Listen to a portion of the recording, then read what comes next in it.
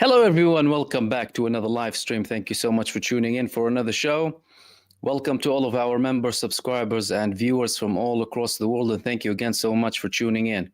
Tonight, we're going to have a lot of things to talk about, but we're going to start off with the main subject, which is the record attack of Hezbollah, the resistance in Lebanon, on the central part of Israel, the northern part of Israel, getting over 4 million Israelis into bunkers throughout the day, with 500 sirens of warnings inside of Israel. Initially, we had reports of over 250 missiles recorded by Israel. The number ramped up to 320 later on, but they eventually said they had 500 sirens during the day, which indicated that Hezbollah launched over 500 projectiles, missiles, or UAVs, drones from Lebanon into the occupied territories. And Hezbollah have been breaking these records day after day now. Tel Aviv is becoming like peanuts to Hezbollah. They are annihilating the invading forces in South Lebanon with battles that are unprecedented.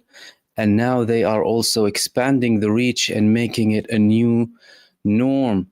This is coming on the same day that Benjamin Netanyahu is sitting down with his cabinet to discuss the final preparations or the final discussions when it comes to a ceasefire in Lebanon, and a warning from none other than Amos Hochstein to get himself out of the picture and not do any more work to try and mediate and reach a ceasefire. However, we're going to also be talking about other things in this live stream. We're going to be talking about the BB leaks, the leaks that are causing a lot of headache for Benjamin Netanyahu to a level where they are banned from being published in Israel, and people inside of Israel are viewing them online now. And I also wanted to talk to you about the attack on the Israeli embassy in Jordan, about the Hague Invasion Act and the threats coming from Lindsey Graham to allies of the United States who are only saying that they will comply with international law, alongside the latest developments when it comes to the attacks on Israel from the resistance fronts, and the latest updates when it comes to a ceasefire in Gaza and the talks about getting more aid in, and of course the preparation coming from Iran to attack Israel on the same day that we had the record number of attacks coming from Hezbollah. But we're going to start off again with Hezbollah. I posted a video earlier on because it was very important too. This was an ongoing event. I mean, we still have attacks being conducted on the occupying entity to this moment. But Hezbollah have conducted massive attacks on Israel today with landings in central Israel. They targeted the Palmachim base.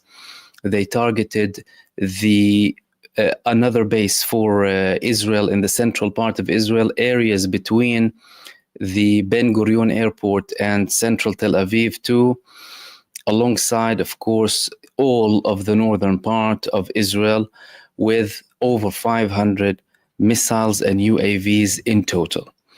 So apart from what I shared with you earlier on, we had more updates coming from Hezbollah when it comes to the attacks that they conducted on Israel today. So previously, I shared with you some of the images of the landings, purely to prove that these missiles are landing, because many networks, including some networks in the Arab world actually, are saying that some of the damage or the damage that we're seeing in front of us is due to missiles being intercepted by the Iron Dome, when the fact is that the Iron Dome appeared to be dysfunctional at certain points, at least during the day.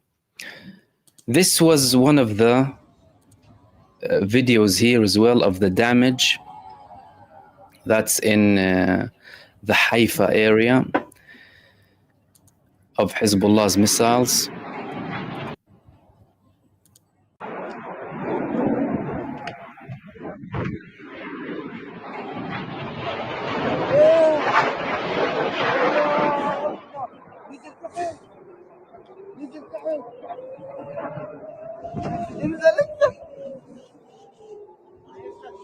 ولا شوف كيف خربان.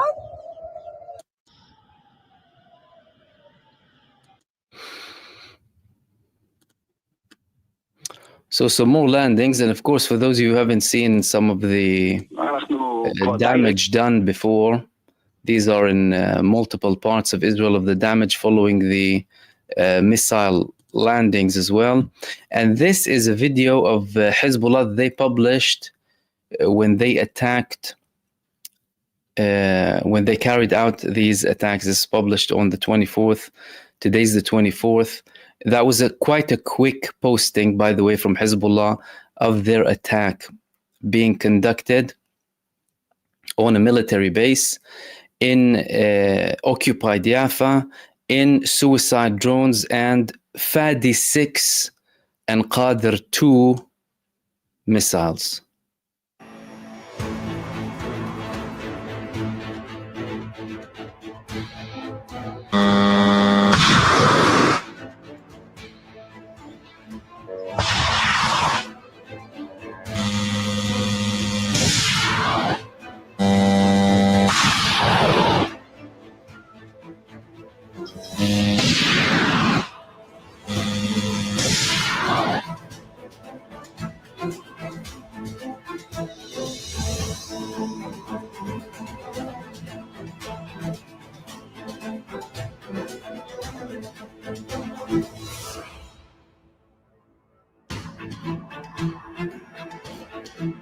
يا قائم آل محمد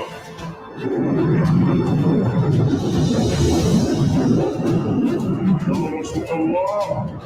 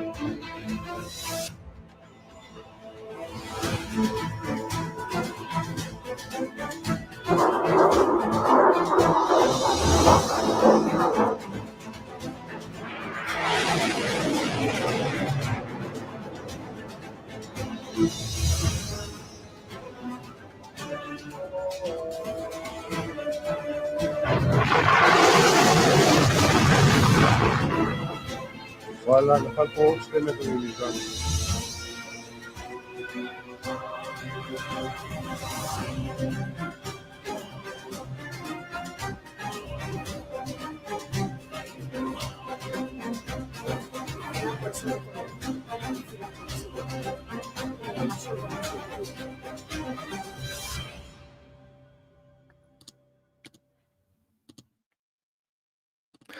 So attacks non-stop coming today from Hezbollah, and clearly, as we can see, the missiles were launched and they were landing also. The second part of this video, you saw Qadr 2 missiles, a ballistic missile that they landed on the 8,200 unit in the Tel Aviv area, and the first one was a Fadi 6 barrage of missiles that they launched on Israel, and they again, of course, landed, as we can see by the evidence coming from Israel. When is this happening? This is happening simultaneously with Benjamin Netanyahu's meeting with his cabinet to discuss the potential of reaching a ceasefire with Lebanon. Amos Hochstein, the leading person in the delegation of the United States administration team to Lebanon and Israel, he visited Lebanon with a draft a few days back, and he received the comments on these drafts from HIZBULLAH that handed over to Nabih Berri, the head of the parliament, who is in charge of these negotiations. And he now handed them back to Israel. And in general, based on what we saw or heard when it comes to the ceasefire, we're talking about the same implementation of UN Resolution 1701 that took place after the 2006 war. Israel wanted to add more things to their favor and give them more freedom to act in Lebanon without repercussions. So they want a unilateral enforcement, United Nations enforcement when it comes to Lebanon, but not when it comes to Israel. And it's worth noting that they had over 39,000 breaches of UN Resolution 1701 between 2006 and 2023. And they were discussing the potential of reaching this ceasefire. However, based, of course, on what we saw previously, Benjamin Netanyahu, there's only positive talks when it comes to the United States, or previously were positive talks, but it does not appear that Benjamin Netanyahu is headed towards that way. He's facing a lot of problems. If he ends the war now, everything will go against Benjamin Netanyahu himself. All of the focus will be on him, and he will most likely not be able to continue his position in power. And he does not want that. And he does that, of course, as we have seen, at the expense of if we wouldn't talk about anything but Israel, at the expense of Israel's safety, security, population, economy, Israel's image across the world, and at the expense of its existence at one point it will reach. This is how things are going. So he was sitting there with his cabinet. They were discussing everything when it comes to Amos Hochstein. Clearly, Amos Hochstein is feeling or is frustrated because of Israel.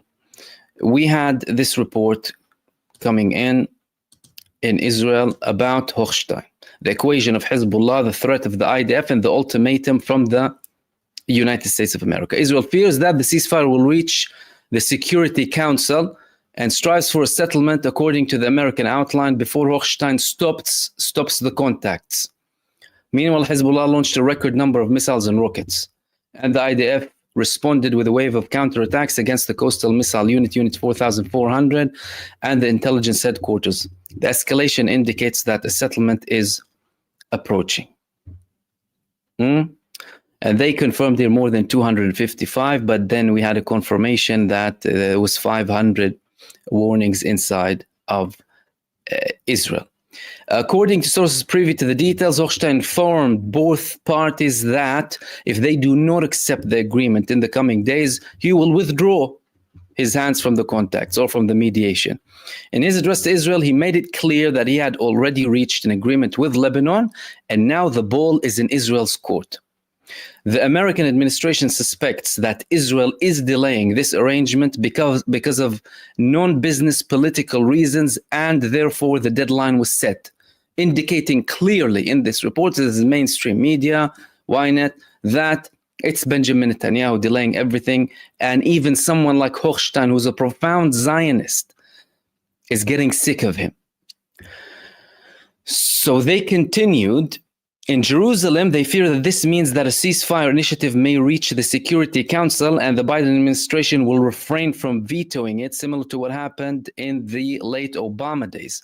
Therefore, it estimated that Netanyahu will eventually lead to accept Hochstein's offer under certain conditions.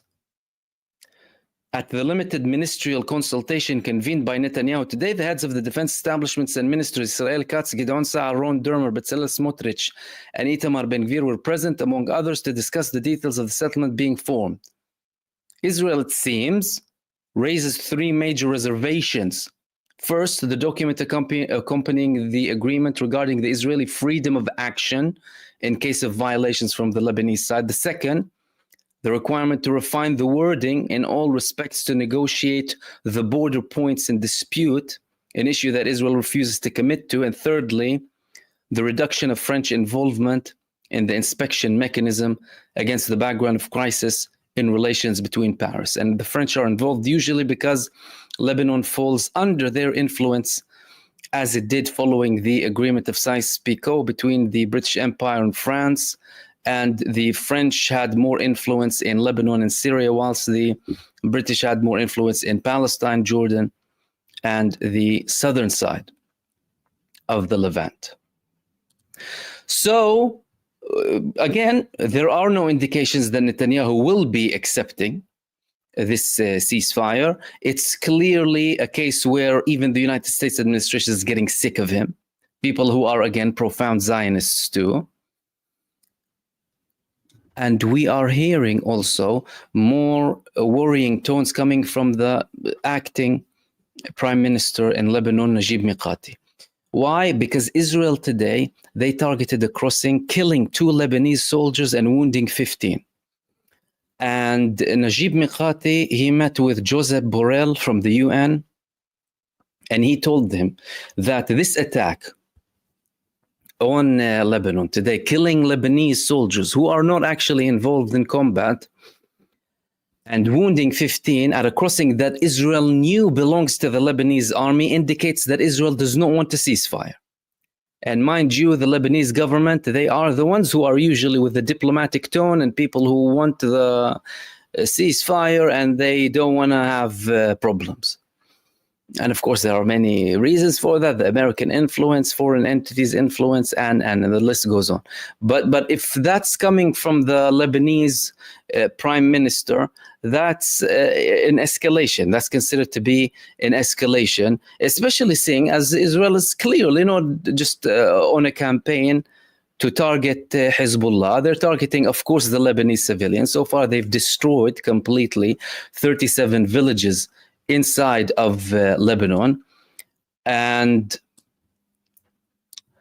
they are continuing. It's not like it's not like it's just about Hezbollah. No, that's not the case.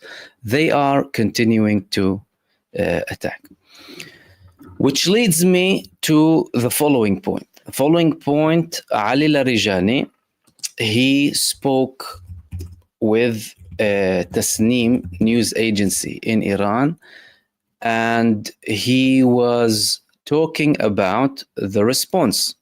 He was talking about the response of Iran. And the man stated that we're preparing a response now. So it's beyond the phase of we will respond when it's suitable for us and no, it's about the fact that we are already preparing for a response. And this was published today, simultaneously with Hezbollah's largest attack on Israel, and the day that Benjamin Netanyahu was sitting, negotiating and talking to his war cabinets. So we had this report coming from Tasnim Larijani. Iran is preparing a response for Israel.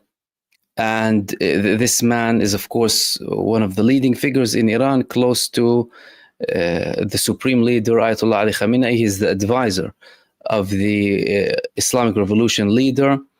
And he said that they are now preparing for that response, and they're only making calculations as to what's suitable for them. Type of response, the level, and then before they spoke about the fact that this time it will be heavier. From the pattern of attacks of Iran, we are expecting something bigger than True Promise 2, because True Promise 2 was more intense than True Promise 1. So True Promise 3 is clearly being prepared. And it wasn't only him, it was this man who we had more statements coming from as well. The Iranian army chief, who said the support for the resistance front will continue until the Zionist regime's eradication. You can't get clearer than that. And that's the Iranian army, that's not even the IRGC. During a speech on Sunday, General Moussawi emphasized that Iran's backing of the Palestinian resistance in Gaza is lawful, humanitarian, legitimate, and revolutionary. He also reiterated Iran's commitment to counter threats at any level. He blamed the United States for being the main instigator of insecurity in the region, adding, "No credibility remains for the Zionists, and signs indicate that the Zionist regime will not see the next 25 years. He's being generous.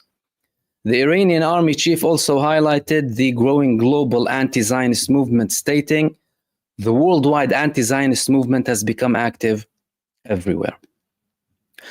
And this man is talking because the Iranian army is also expected to participate in True Promise 3, unlike with the previous responses 1 and 2 that were conducted primarily by the IRGC, because they usually carry out the foreign operations when it comes to Iran. But a decision has been made in Iran that the army will have to participate because Israel killed 5 Iranian soldiers in their attack with the missiles that landed, or projectiles from Israel. Of course, the attack itself was a massive failure in general, but there were some landings in Iran. They said because they targeted the Iranian army will have to respond to side by side with the IRGC, indicating that we could potentially see something a little bit different than before. But we're talking about most likely missile action, or drones, or a combination, because these are Iran's strategic weapons. Usually we'll have strategic weapons in the form of either Air Force or missiles. From the Iran side, it's missiles. That will most likely be the case. But again, we could be seeing surprises when it comes to Iran. And there have been reports, by the way, that suspicious movements have been seen in Iran in the past few hours in certain areas, unusual movements coming in that could indicate that they are even preparing something that could take place tonight. But again, no one knows. But based on what happened so far, that's a likely option. That is absolutely a likely thing to happen. Which leads me to the next point that I wanted to talk to you about. A third of American Jews say that what? They are sympathetic with Hamas. 1/3 of Jewish American teens say they sympathize with Hamas. An Israeli government poll shows. Now, a few months into the war, it was like 50% of Americans in one poll sympathizing with Hamas. But now this was exclusive to Jewish Americans, and you're talking about a third.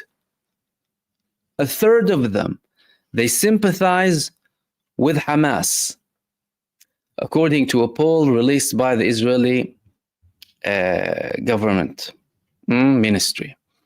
The survey by Israel's Ministry of Diaspora Affairs and Combating Anti-Semitism, of course, said that 36.7% of American Jewish teens either agreed or strongly agreed with the statement, "I sympathize with Hamas," the Israeli media reported. The number contrasted sharply with the 7% of Jewish teens living outside of the US who agreed with that statement. An even greater percentage of American Jewish teens, 41%, agreed with the statement that Israel was committing genocide in Gaza. A majority, 66%, say they sympathize with the Palestinian people as a whole.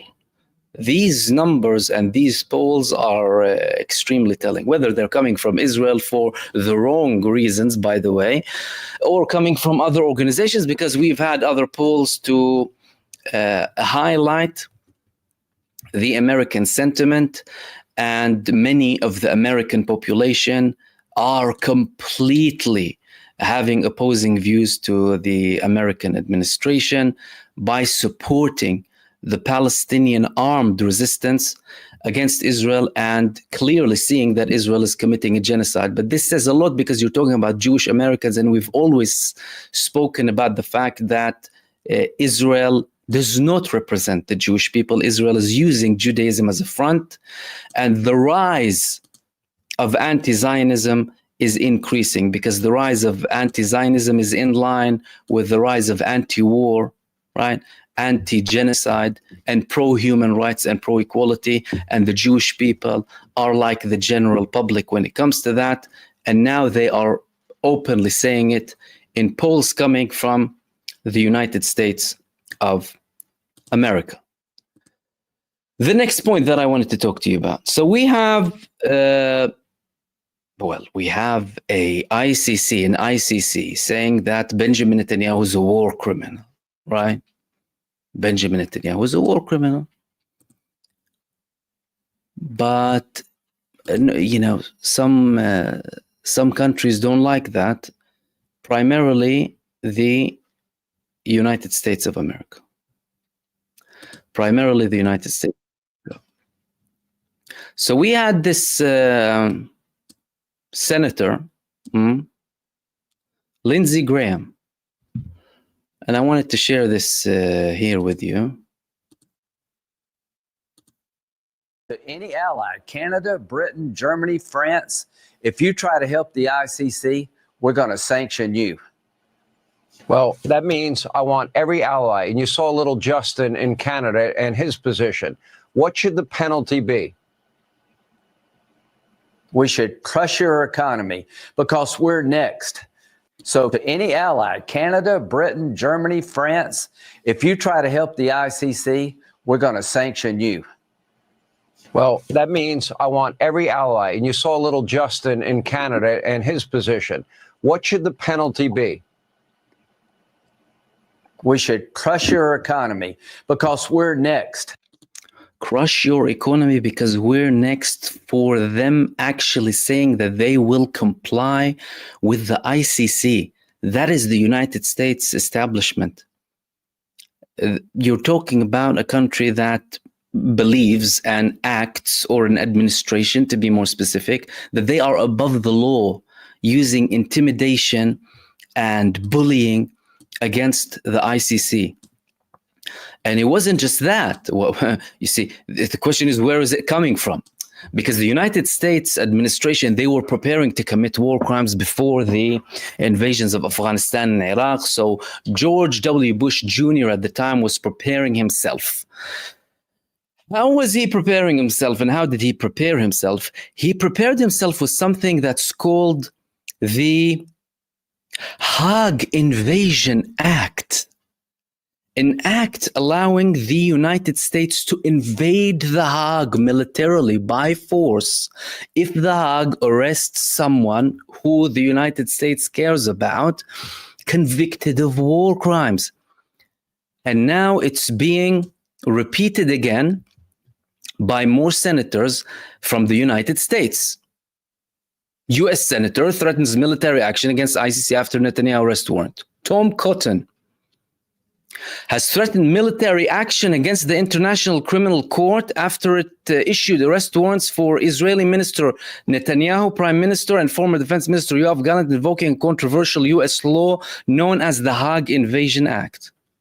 Yeah, we have an act in the United States of America called the Hague Invasion Act. In an inflammatory statement on social media, Cotton, who is funded by the notorious the American Israel Public Affairs Committee, AIPAC, surprise, surprise. The ICC is a kangaroo court and Karim Khan is a deranged fanatic. Look at the language and terminology. The ICC is a kangaroo court and Karim Khan is a deranged fanatic. Woe to him and anyone who tries to enforce these outlaw warrants. Let me give them all a friendly reminder. The American law on the ICC is known as the Hague Invasion Act for a reason. Think about it. The American Service Members Protection Act, nicknamed the Hague Invasion Act, was passed in 2002 to shield U.S. personnel and allies from ICC prosecution. The law authorized the U.S. president to use all means necessary and appropriate, including military force, to free any American or allied personnel detained by the ICC in The Hague. What if it was any other country on earth having an act that allows it to invade the biggest international courts with military force, indicating that they're willing to kill judges maybe, or people in charge, or the people detaining war criminals legally? We would probably hear more about it. And now the United States is outright threatening to use this Hague Invasion Act for the sake of who? A war criminal butchering children. A psychopathic, narcissistic war criminal butchering children in Gaza and destroying villages in Lebanon, killing innocent people. Hospitals, healthcare staff, imposing starvation, using starvation as a tool for a war. And it says a lot about the United States. I think the level of arrogance coming from the United States administration is reaching new highs, especially them and their psychopathic little genocide entity. Shows you that they're freaking out, by the way. And like Lindsey Graham said, we're next. You know you're next, of course, because you have a lot of war criminals. You have a lot of war criminals. You have a lot of people who killed many innocent people around the world. No wonder you're worried, and you should be worried. And there should be repercussions for any war criminal who kills innocent people like that. Which leads me to the next subject. Next subject, we have leaks over Benjamin Netanyahu and his corruption cases and criminal cases, with a movie being published called the BB Files. And of course, there are, you can't kind of publish the whole thing, but you can publish certain clips of it just for freedom of information, really. Israel is banning it. No one in Israel can watch this. Why? Well, you'll see why. You will see why in a sec. This is how Netanyahu was behaving with the police officers. This is a clip, a short clip of Netanyahu being interrogated by the Israeli police over criminal charges. And look at how he speaks. And fortunately, we have translation here in English. So this was one of the clips that were published against Benjamin Netanyahu during his interrogation by the Israeli police for criminal charges. Only one of the clips. And it's wreaking havoc in Israel internally. There's a lot of pressure against Benjamin Netanyahu following this. And I think the thing that is very evident from the video itself is how the man behaves. How the man behaves. Mostly, you have police officers with you who are simply doing their job, agree or disagree with their job, And he's throwing a tantrum and acting like a complete psychopath. I mean, that's not normal behavior. He looks, yes, like Sayyida Hamda Rahil said, stupid, insane, and scared. I think this sums it up. And a psychopath as well. This is insane behavior. And that's why they prevented the publishing, by the way, in Israel. And the big problem is how they managed to publish it and gain the information. This is the big problem that's causing a lot of tensions internally. Why? Because these are police investigations. So someone from the police would have published them, right? And that shows you that it's a failed state now. Leaks are happening everywhere. Leaks are happening in the police. Leaks are happening in the army. Leaks are happening from the prime minister's office. Leaks are happening from the cabinet. And that's why he's ultra paranoid, right? Like we said many times, he security checks his IDF chief of staff, checks if he's bugged, right?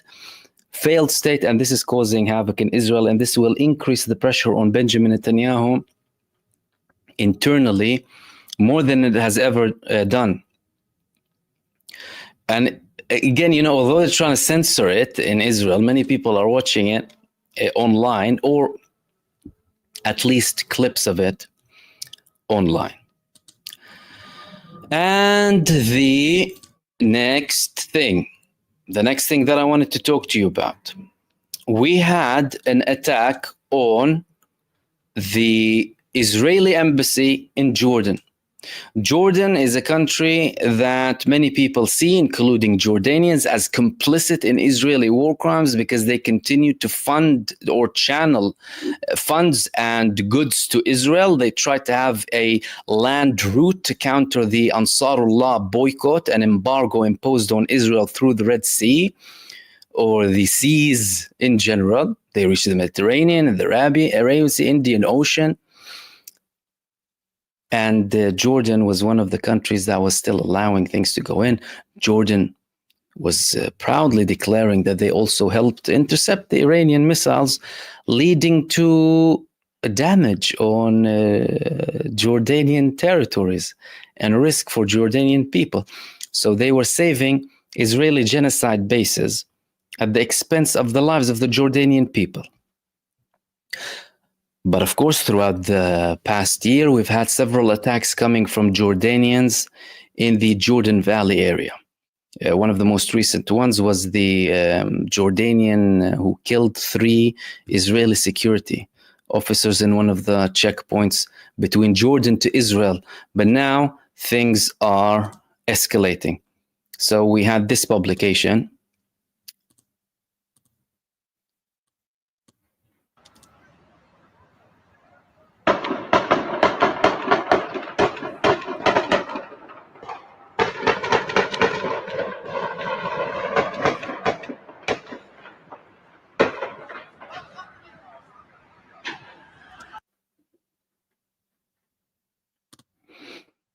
So it's escalating.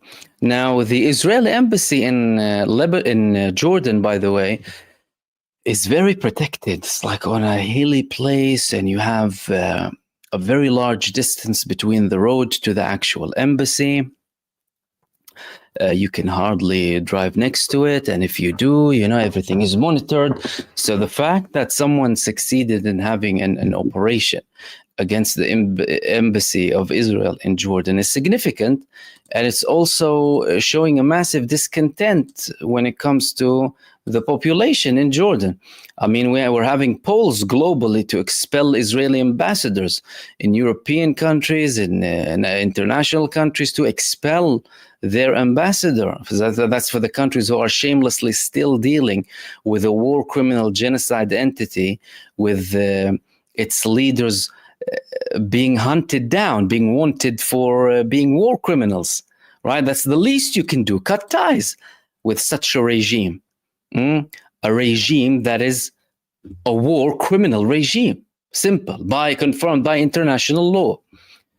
But that indicates that the internal frustration from the Jordanian people is not stopping, and it's escalating. And if Jordan doesn't take a step to at least represent the people, things might escalate even further. And that shows you again how out of touch the governments are, both in the Arab world and in many Western countries too, with their own population and their position supporting human rights and standing up against war crimes and against a genocide that is being broadcasted and live streamed in front of everyone. And the final thing that I wanted to talk to you about is we had a statement coming today from Sami Abu Zuhri, one of the senior figures in Hamas, saying that the organization is having the largest round of communication with friendly countries to get the aid into Gaza. What's different about the statement? The difference about the statement is the fact that we are talking with a more positive tone this time. indicating that things are happening behind closed doors. So simultaneously with the path of a ceasefire or the talks for the mediation for a ceasefire, we've had activity on the Palestinian side too, indicating that that Hezbollah never have cut the tie between their front and Gaza. Because many people used to say, oh, are Hezbollah leaving Gaza? Are they going to have a ceasefire on their own? Are they going to leave Gaza? No, clearly that was still happening simultaneously. Because if that wasn't the case, then Israel wouldn't have felt the need to continue with a ceasefire talks with Gaza, and we wouldn't have had all of these initiated talks coming in from Egypt, from now Turkey is apparently involved too. And Sami Abu Zuhri is saying that we have a large campaign with many friendly countries to get in a large chunk of aid, or the biggest amount of aid in recent months at least, into Gaza, signaling again that there are things in the background when it comes to Gaza too, but again, nothing that we can establish or raise hopes up high for.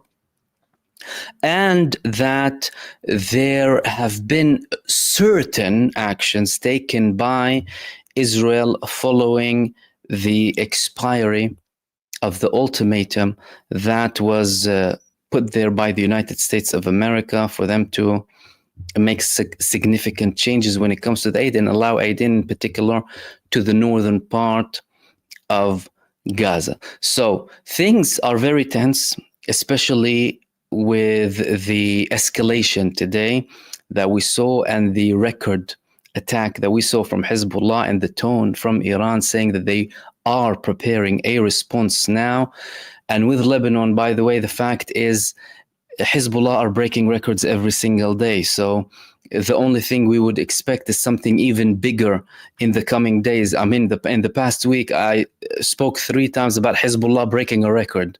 When it comes to Haifa, when it comes to Tel Aviv, record numbers of attacks, and they're throwing them with launching these attacks on Israel with no problem whatsoever, indicating that their forces are intact, they are capable, they haven't been harmed, and their chain of command is functioning properly, and they are still also humiliating the genocide forces in South Lebanon. And these were the main things that I wanted to talk to you about in this live stream. Thank you so much, everyone, for tuning in for another show. Let me open the space up for you. I know I spoke a lot tonight, but there was a lot to speak about. And thank you so much for tuning in. Okay. Mimi Goldman, thank you so much for your super and for your kind comments as well. You said, have you heard also about reports about the recent Golani commander being kidnapped? I've heard that, but we had no verification of it, neither from Hezbollah nor from Israel. And because we didn't have that confirmation, we can't establish it as a fact. These were only reports. If that person doesn't appear at one point, and unless we get more reports or evidence coming either from Hezbollah or from Israel that he is missing, we can't kind of talk too much about it. But what we can say is that there was an attempt that was reported in Lebanon to kidnap several genocide soldiers, and that Israel killed them so that they do not get kidnapped. So there are indeed attempts, and Hezbollah previously said it's just a matter of time up until they do get their hands and kidnap an Israeli soldier or take a prisoner of war. And that was from Mimi Goldman. Thank you very much for that. And also thank you to Marcel Ploger. Thank you so much. And Elvira, Gabriela, and Daniela Modus Cutter. Thank you very much for your support and kind comments too. Let's see if okay, there's a long chat here because let's see where we can reach here.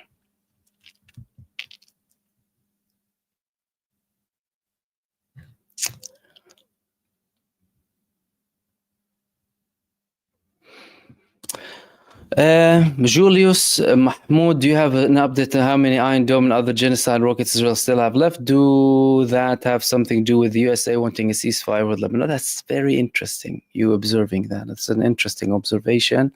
And that's something that has been mentioned before, the fact that there is no indefinite supply. And usually when you talk about wars, you talk about how long can each side preserve itself and its capacity to continue. You see the advance that, or the advantage that the Palestinian side has, that they manufacture almost all of their important weapons. So Al-Qassam brigades, they invented their own missile. It was a man called Nidal Farhat at the time in 2001. He actually manufactured a missile from nothing. And then it became a large missile. Of course, they had support in technology, but they manufacture their own missiles. They manufacture their own equipment and things that they fight Israel with. Not just missiles, but RPG warheads, RPG shells, and snipers even, and side bombs and what have you, different types, different methods. So their production keeps on going, and it's very similar with Hezbollah. They manufacture their own stuff, although Hezbollah have a lot of more weapons coming in to Lebanon, and usually when they do get their hands on something, they'll reverse engineer it with the blessing of the side that supported them. With Israel, no, it's not that way. Of course, they have a military-industrial complex that has production, has advanced technology, but they rely heavily on the United States to fill up their stocks. Without the United States, Israel will not last. So clearly, the United States is still producing more to support Israel. Biden, when he threatened Israel with a mini embargo on heavy missiles that they later sent, the MK-84, MK-83s, he said that we will continue to supply with everything you need to defend yourself. So maybe they ramped up the production in the United States, but there's also a limit. There's also a limit to how much they are able to support them. And if the United States genuinely wanted to have leverage against Israel, they will stop supporting them with one thing or the other, either the attack missiles or the defense missiles, because then they would tell Israel, well, if you don't want to listen to us, you don't want to take our advice, you don't want to have a ceasefire, we'll stop sending you that and go and deal with it, right? But that's not the case. No, they supported them. And I think they still do. Why? Because, well, the military-industrial complex is making money, and a lot of a big reason for the continued wars in the proxy war of Zelensky and Netanyahu's genocide are primarily to feed the military-industrial complex and people profiteering, even if that doesn't make geopolitical sense or anything of the sort, because we've already established that these people don't care about people dying, right?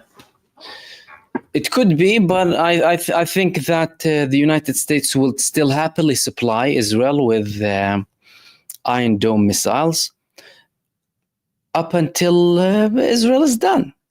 So again, unless they are doing something and not saying anything, which is quite unlikely. They constantly declare, and the United States administration in many cases is far worse than Israel, by the way, and let that be very clear. Yeah, we all know what Israel is. There's no need to define them and what they are, but they're nothing without the support of the United States of America, and they are clearly still supporting. They're clearly still supporting, and let's see what else we have.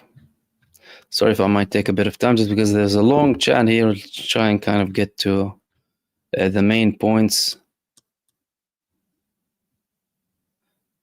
Okay, well, just reach the most recent ones.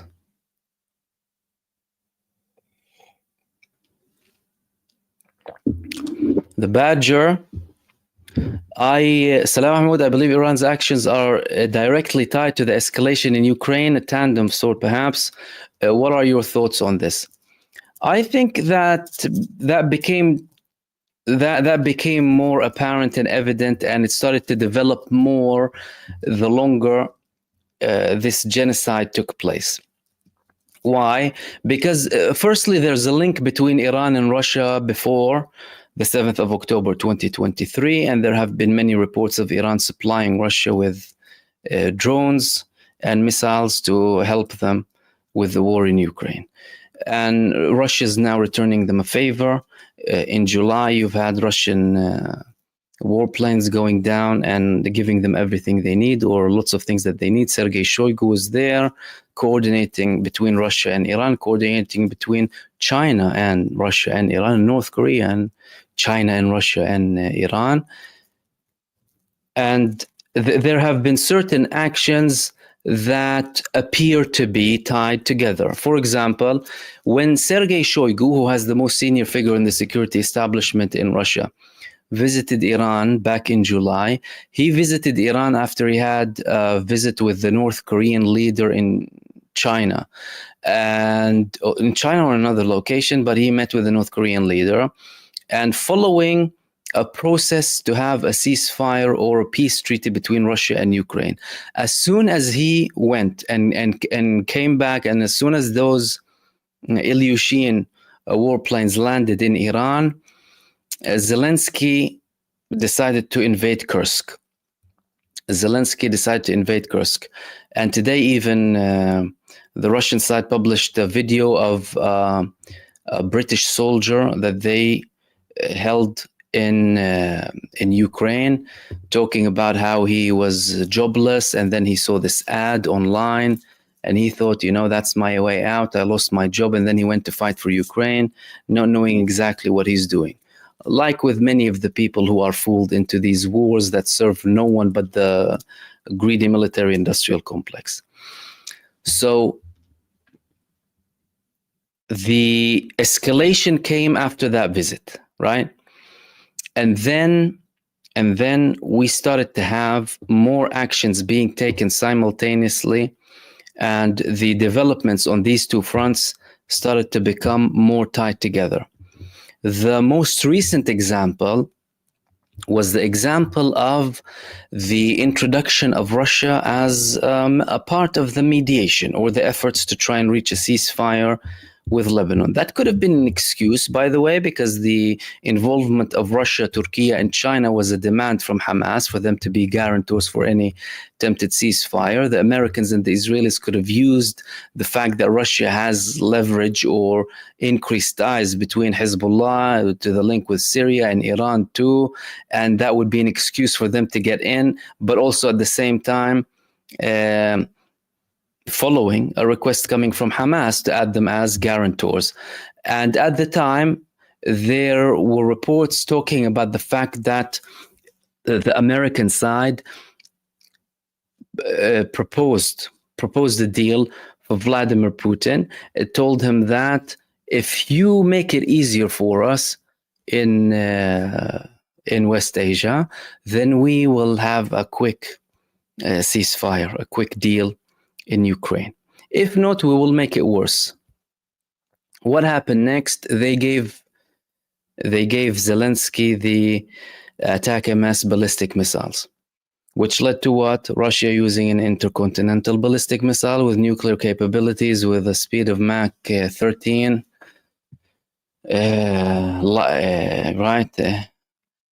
enlightening the sky in the night. So I think they are becoming more involved, because the countries that are operating are involved together. The same forces that are backing the NATO proxy war in Ukraine are the same forces backing the genocide entity, primarily the United States administration. I think many people forget in the beginning of the war, by the way, and this is a thing that has been stretching for decades. But in the beginning of the war, it was Western powers who were pushing Zelensky to go on an all-out war with Russia, by the way, giving him this false sense of confidence. Was it in the favor, or was it for the Ukrainian people? It wasn't for the Ukrainian people. And it's not as a straightforward argument as it is in Palestine, by the way. For those trying to compare the two, they're not the same. They're not the same. But the powers behind Zelensky are the powers behind Israel. And these people support each other. Zelensky said that he supports Israel. Zelensky condemns the Palestinian resistance. It's clear, so, you know, and they are more linked. And I think we could potentially see solutions happening simultaneously. That is if Western powers backed by the United States administration are indeed looking to reduce tensions rather than increase them. Chocolate pudding, ahlan ya Zaim. This platform is getting restrictive. Anything I type has to be edited. I wonder what's so scary. I don't know, ya Habibi. And thank you, Chocolate Pudding, my friend, and greetings to you and everyone in Lebanon. But usually you will have certain filters when it comes to YouTube if, you know, certain words are being used. That's why I have community guidelines to advise and on how to bypass them, really. But again, sometimes, you know, things get filtered when they're absolutely fine. But you know, you try and work your way. And thank you so much, my friend, for that. Much appreciated. And let's go to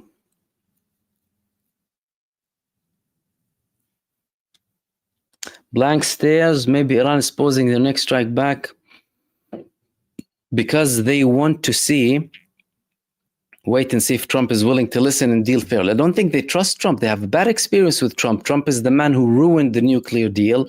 Trump is the man who killed Qasem Soleimani. They don't care about Trump. And listen, they're open, the Iranians, to negotiations and stuff. But it's not like they wait and rely on an American president.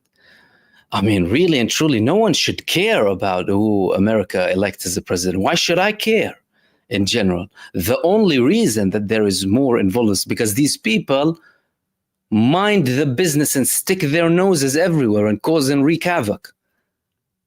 The United States has over 750 military bases globally with over 750,000, if not a million, troops worldwide. And they're trying to dictate, right, how nations live. But Iran doesn't care. And the resistance fronts, they don't care. They know the American administration. And history has shown anyone who puts faith in or deals with the American administration, even if they fund them, even they will get rid of them whenever they see fit, even if that means they get eliminated. By the way, this is how what happens with these people. So I don't think they're waiting for him necessarily, but based on what's happening now, they might be giving the diplomatic solution attempts a go, or you know, a chance for them to try and reach a deal and see if it happens. Not that they are naive to the real intentions of the U.S. administration and Israel, but because well, we can attack wherever we want, whenever we want, right? So let's see. But now today, with this important meeting that was held by Netanyahu, they published this thing to respond, that they are preparing a response. And let's see if it has any impact, or if indeed we will have a ceasefire or not. And Tristan Graff as well, thank you so much. You sent me a message in Arabic saying eventually the genocide state will fall and the price will be big, but the world will change. I think so. I think they will fall, and it might be at more devastating costs. That's true. We hope we don't get there. But from what we've seen, you're talking about a reckless state. And they have been committing all of these crimes and supported by Western powers. To this day, even when they are convicted of genocide, when there are arrest warrants against their prime minister, again, unless we try and see a genuine shift coming from Western powers who have constantly supported this apartheid genocide entity.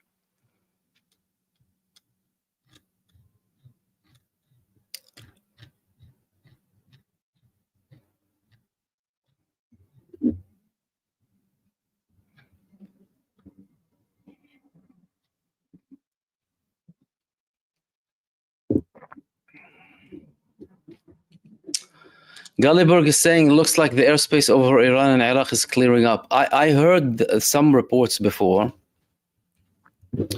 and I was about to share a post on the community tab saying we might see a very long and eventful night, but then I got busy preparing for the live stream.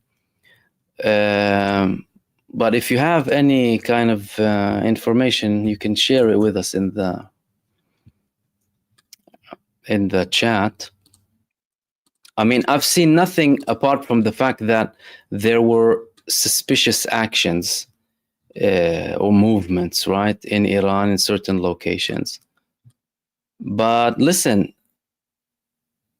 it's all open. Okay, let's go to the next one.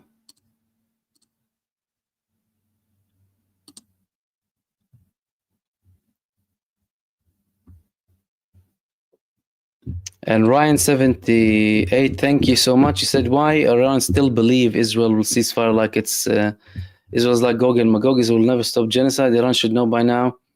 Do you think Netanyahu is finished now? I know lots involved, but Iran need to attach them. I don't think Iran believes them. I don't think that's the case. I think Iran is at a position where they can decide what's suitable for them, when to and how to attack. No one's in a rush. And they are the ones deciding. They are the ones who will take the action. So they will decide. It's not about believing or not believing, but using that lack of response yet to apply pressure, maybe, not indicating that they want to respond with or without, because they said the response is coming. The only sign that we got was from the Iranian president when he said, if the genocide entity starts to behave and kill and stop killing innocent children and women, we might consider the intensity of our response. The intensity of our response. So, if you stop everything now, we'll respond, but it won't be very big. But if you don't, it's going to be difficult for you. And if I think Netanyahu is finished, no, I don't think Netanyahu is finished. I think Netanyahu is still there. Netanyahu is still in power. And Netanyahu, he knows how to get himself out of trouble. Netanyahu was previously in difficult situations, and he knows how to get himself out of trouble, whether by striking deals with new people or unexpected figures, further manipulation, right? He's a manipulator. So he's still there, but he's facing more risk. He's facing security risk because people are threatening his life. Hezbollah outright said, we want to take your life. They tried to assassinate him at least once. And the Israelis launched light bombs on his house over just around a week ago. And in Israel, they're catching more networks being involved with Iran for spying for Iran. So some people in Israel reached a level where they believe and trust the Iranian government more than they do Benjamin Netanyahu. Imagine that. So he is facing problems, and of course legal challenges, and now this film about him. It's not easy on him, but again he proved that he can get himself out of trouble. That's what I could say. Abdi is saying Houthis now fight in Russia, soon Russian troops in Iran too. Well, we're waiting for that declaration between Iran and Russia. They said that they will have a declaration and there will be a ceremony and a celebration.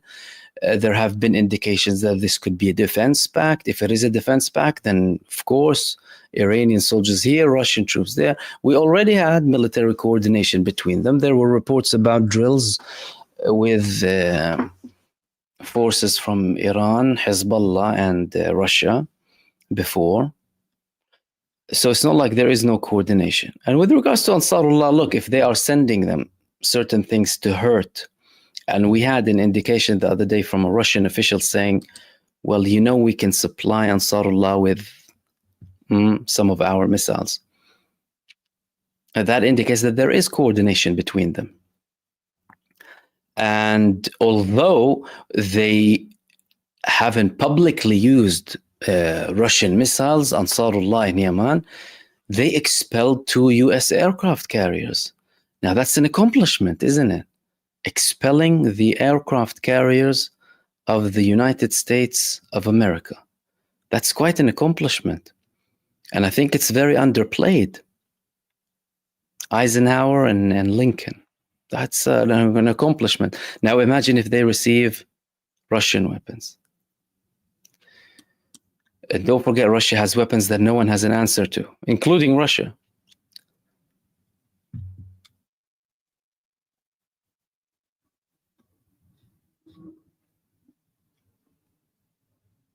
And Gully, you said according to Flight Radar 24, there's almost no activity over Iran right now.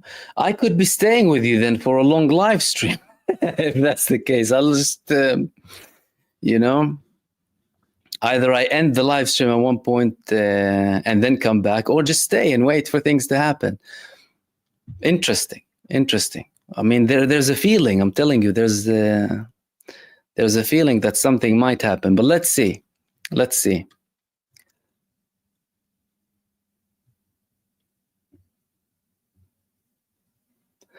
And Alan Marwin, thank you so much. Thank you, Mohammed No Better Lance. Thank you, my friend. Things will heat up soon, and Tom Cotton and little Lindsey might not like it. Yeah. But again, you know, the evidence that these people are some of the most profound supporters of Israel, and the fact that they get some of the largest checks from AIPAC, it says a lot. I mean, Lindsey Graham and Tom Cotton, it was reported that he got approximately $250,000 just recently. Similarly, with the letter that was sent to the ICC Chief Prosecutor Karim Khan by 6 or 9 senators, including what's his name, Mitchell something. It cost them $6 million. Literally have a lobby outright paying money to senators to send a letter and threaten the ICC Chief Prosecutor. What is this world that we live in? Is this law? I mean, is this, what is this, diplomacy? What is that? Invade the Hague Act. And thank you very much, Alan, for that.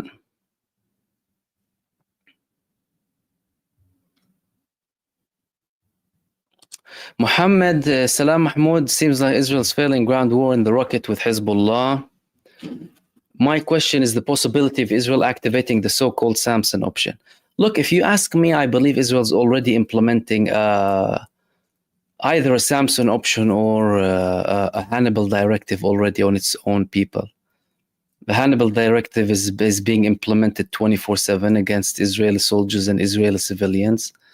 The Samson option, which is more of if I end everything with me, it's there, but again, you still will have people who want to protect themselves. Yeah, they'll throw the people to die, but isn't that what Benjamin Netanyahu is already doing? Throwing people? Isn't he the one in charge of killing? Isn't Israel actively killing the prisoners of war in Gaza? Who's killing them? Israel killed over half of them. Approximately 2/3 of the Israeli prisoners of war in Gaza have been killed, and in many cases deliberately killed by Israel. Otherwise, Israel wouldn't have had an attack, in a massive manner, right? in Gaza without thinking, right? Total massive bombardment when your prisoners can be anywhere. So there's an argument that that's already being implemented. And I don't think even if they think about the Samson option, if they would reach the Samson option at one point or would want to, hey, Netanyahu said if Israel dies, the whole world dies, right? Didn't he say that? Isn't that worrying for the world? That a man is saying, if we die, everyone dies? Well, what are you planning then? What do you mean if we die? What is that? All of their terror is always underplayed by Western mainstream media. So he is indeed implementing a massive Hannibal directive against everyone. And if the Samson option is there, the elite would still want to protect themselves, they wouldn't want to kind of take themselves down. No. And that's evident. Netanyahu's killing the Israelis and he's protecting himself and his family, isn't he? His son, serving age, sons, they're not serving. But the other Israelis are being sent to either die or get chopped up, have a few limbs chopped, or suffer from PTSD for the rest of their life, for the sake of Benjamin Netanyahu.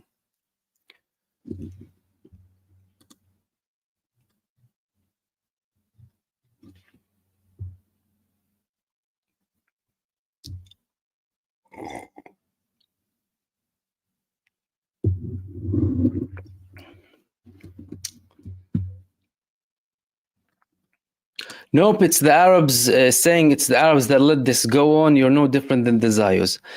Yeah, I mean, to be more specific, the Arab regimes. And yes, if you had Arab powers that actually used some of their leverage, they could have stopped this, of course. But they are complicit. It's because you have Zionist Arabs, that's why. And Zionist Muslims too. You have people who want Israel to do what it does. And if we indeed had a representation of the people controlling the Arab world, you wouldn't have had that.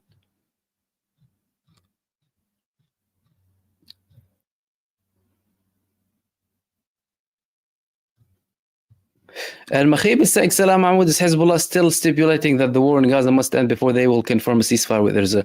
The only thing that they said is, we won't say anything before there's a ceasefire.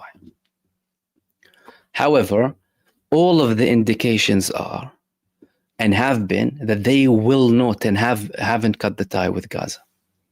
They lost their Secretary General. I mean, what cutting the tie with Gaza now, after all of these losses? No way.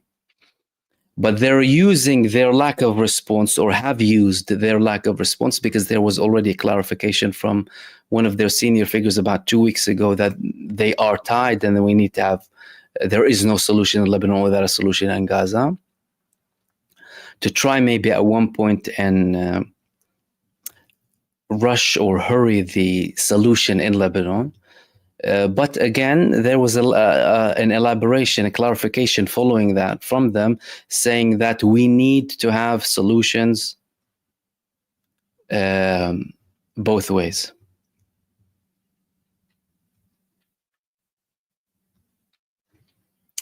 Abu Fatima, thank you. He said, thank you as always, Brother Mahmoud. I believe Iran, Russia, China, and the resistance are aligned to hit the West in one go. Ukraine, Taiwan, Israel, all in one go, hence the delays. I mean, that's an interesting observation, and thank you for that. I think China will try and, not have a direct, outright confrontation for as long as possible. China, what they do is that they play in the background. Whenever they want to do something, they'll let North Korea do it. As in to pretend like North Korea is, something on its own. North Korea is nothing without China. But clearly the United States and its proxies, they still have Taiwan in their head. China clearly has a strong alignment with Russia and Iran. But I don't, I'm not sure. But again, that could be something. Mind you, though, we still haven't had that level of escalation in Taiwan to the same level as both Ukraine and in Gaza. We didn't have that. But if that does happen, there could be something. And when it comes to the coordination is there. These countries have had naval drills together. They have coordination. Like I said, China tries to remain in the background as much as possible and instead let North Korea have that front, like the defense pact with Russia. Would Russia have a defense pact with North Korea without a Chinese blessing? Of course not. China's is the lifeline of North Korea. So there is coordination. I mean, again, unless the United States decides to go completely mental now and go and create another escalation where it's already losing too, with China now. No. And China, the level of power that they have and how much they've developed their economy and power is, it's going to be surprising to many people once or if something does happen with them, that would include a participation from China.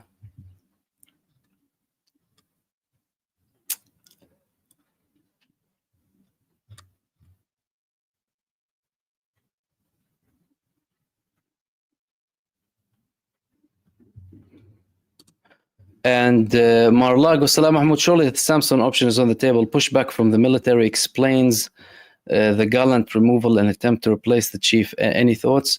Yeah, like I said, the Samson option is mostly related to ending ourselves and everyone with us, right? But we haven't seen indications of that. But like I said, what we have seen is the man is selling everyone for his own sake. And with regards to the gallant removal and the attempts to replace the chief of staff, I think Netanyahu put the replacement of the chief of staff and the head of the Shin Bet to a later stage so that he does not attract high levels of criticism if he does it all at once.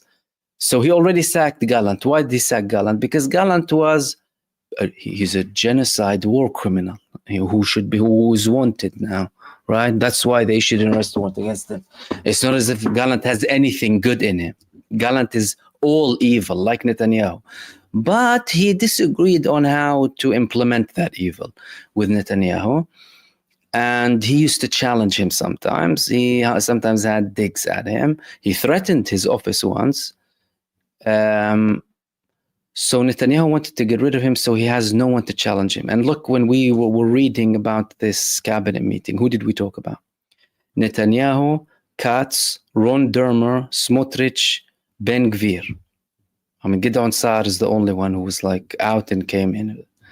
Everyone under the thumb of Netanyahu, no challenge whatsoever. It's so that Netanyahu can be the ultimate defense minister, ultimately the defense minister, and dictate everything that happens. And eventually he'll reach the army because he already has units inside the army pledging allegiance to him and sending him information without due diligence, without passing it to their commanders. So it's a failed state with a lot of divisions. And again, I wouldn't be surprised if Netanyahu is assassinated, if someone an Israeli assassinates Netanyahu. Tam, Mahmoud, the rabbi killed in the UAE, was involved in money laundering. Now MSM are trying to pin it on Iran.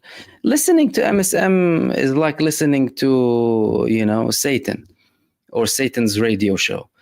The rabbi killed in the UAE was a member of the Givati Brigade, a war criminal. Money laundering, typical. I mean, what's surprising about that? An Israeli rabbi involved in money laundering. The political heads of some of the political, like the Shas movement in Israel, was in prison for fraud. These people are known for money laundering. And again, MSM, are we going to listen to them even? I think it's about time they're boycotted for good. Because even if they say something that's right, it's for the wrong reasons.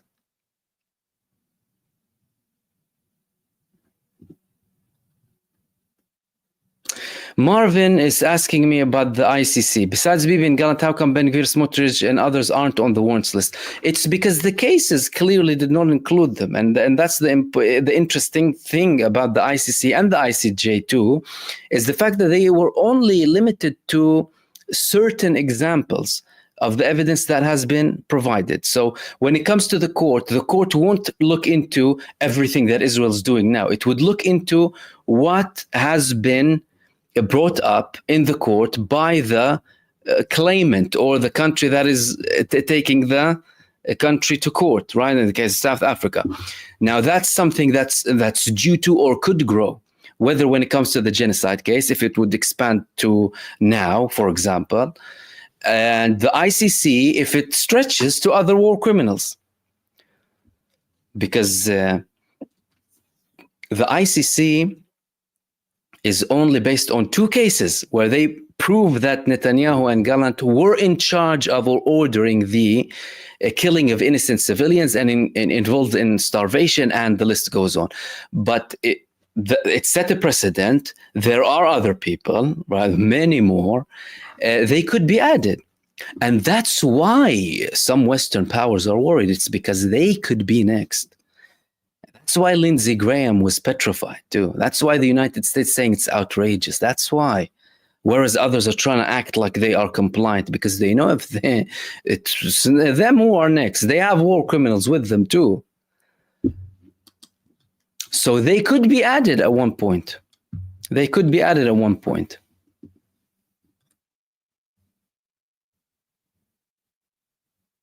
And Ming Layip, thank you. I'm here over the weekend too, indeed. Thank you so much for that.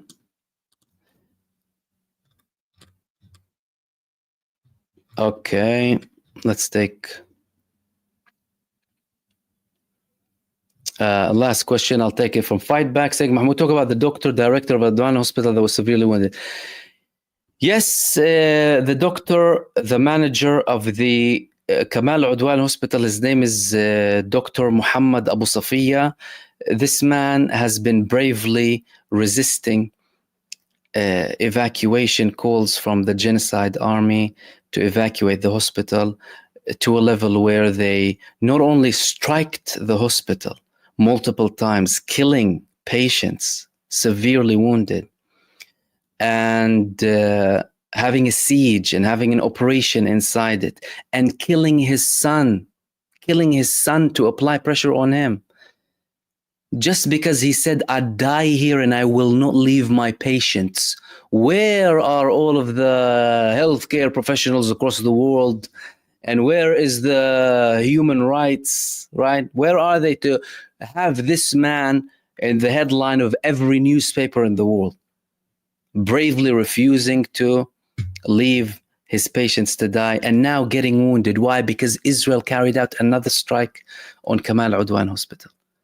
When they went in and they saw and they found nothing, and by the way, even if there is an enemy inside a hospital, even if there are bombs, by the way, inside a hospital, and although of course all of that are lies, all of these are lies from Israel, you're not allowed to do that under international law. But of course, Israel didn't find anything. They went to Ashifa, didn't find anything. They went to all of the others, didn't find anything, and they continued to strike. Although even if they did find, they are not allowed to. It's a hospital. It's still providing services. But that's this genocide depraved entity for you. They attack hospitals. They attack emergency staff. Almost 900 healthcare professionals were assassinated in Gaza in the past year. Can you register that number? Ambulances, hospitals, nurses, doctors. There was a doctor who was raped to death a week ago. Have you heard about him? Raped to death. And this man, he was bravely trying to do whatever he can. These people are functioning without like anything. They don't have the basic stuff in the hospital. Energy, water, syringes, painkillers, medicine, antibiotics. And they're still there. And they're still attacking them. It shows you who they are and who their supporters are. The lowest low that exists on this earth. But hopefully, inshallah, God willing, these days will end, and we will witness a brighter and more just future with equal human rights. It's very simple, equal human rights for everyone. And we'll wrap it up there, guys. Thank you so much for your participation in this live stream.